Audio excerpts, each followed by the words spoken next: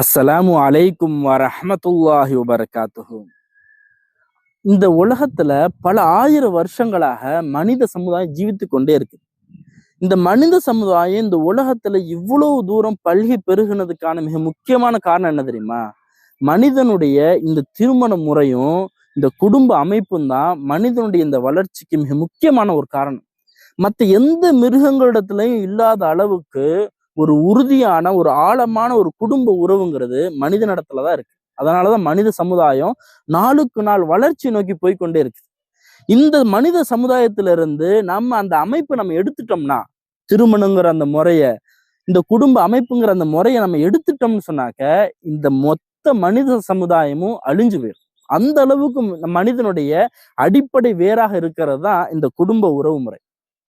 அதனாலதான் அல்லாஹு தாலா முதல் மனிதன் ஆதம் அலைஹிஸ்ஸலாம் அவங்கள படைச்சிட்டு அவங்களுக்கு முதலாக ஏற்படுத்தி கொடுத்த அந்த உறவுங்கிறது திருமண உறவு தான். ஏன்னு சொன்னா, எப்பொழுது ஒரு கணவன் மனைவியுடைய உறவு ரொம்ப ஆழமானதாகவும் ரொம்ப நெருக்கமானதாக இருக்குமோ அப்பதான் அந்த குடும்பம் ரொம்ப பலமானதாக இருக்கும். பல தலைமுறைகளுக்கு அந்த குடும்பம் மிக சிறந்த ஒரு குடும்பமாக விளங்கும்.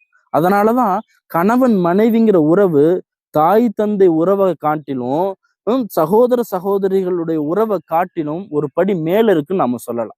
அதனாலதான் அல்லாஹு தாலா ஆதம் அலைஹிஸ்ஸலாம் அவங்களுக்கும் ஹவ்வா அலைஹிஸ்ஸலாம் அவங்களுக்கும் சொர்க்கத்துல திருமணம் முடிச்சு கொடுத்து இந்த திருமண உறவை மிக அழகான ஒரு முதல் உறவாக மனிதனுக்கு அல்லாஹு தாலா ஏற்படுத்தி கொடுத்தான். அல்லாஹு தாலா அந்த உறவை இவ்வளவு ஆழமானதாகவும் நெருக்கமானதாகவும் சொர்க்கத்துல ஏற்படுத்தி கொடுத்ததுடைய அந்த பலன் தான் இன்னைக்கு மனிதன் இந்த பூமியில பல்கி பெருகி இருக்கிறான். இந்த திருமண உறவு இருக்குது, இது வெறுமன இந்த உலகத்தோட முடிஞ்சு போயிடக்கூடிய ஒரு உறவு கிடையாது. இந்த உலகத்தையும் தாண்டி இந்த உலகத்தை கடந்து நாளைக்கு மறுமையிலையும் சொர்க்கத்திலையும் இந்த உறவு நீடிக்கக்கூடிய ஒரு உறவாக இருக்கும். அல்லாஹு தாலா சொல்றான், சொர்க்கத்துல மனிதர்கள் திருமணம் செய்யக்கூடியவர்களாக அவங்க குடும்பமாக சேர்ந்து வாழக்கூடியவர்களாக இருப்பான்னு சொல்லி அல்லாஹு தாலா தன்னுடைய திருமறையில சொல்லி காட்டுறான். வல்லதீன ஆமனு வத்தபஅத்துஹும் ஸுர்ரியத்துஹும் பிஈமான்.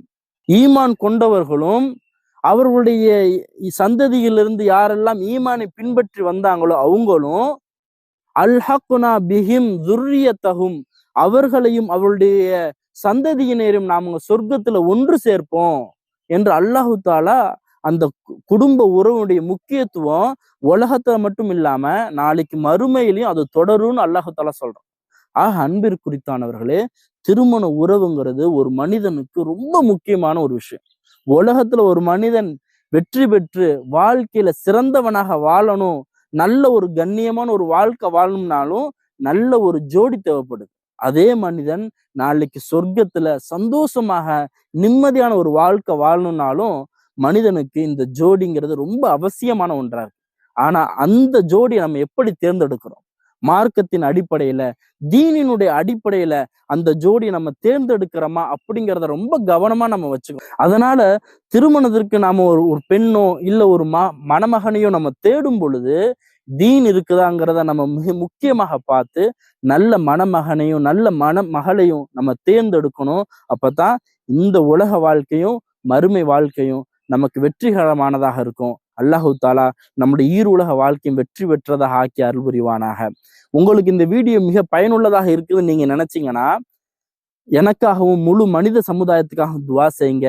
உங்களுடைய நண்பர்களுக்கும் உறவினர்களுக்கும் இந்த வீடியோவை ஷேர் பண்ணுங்க.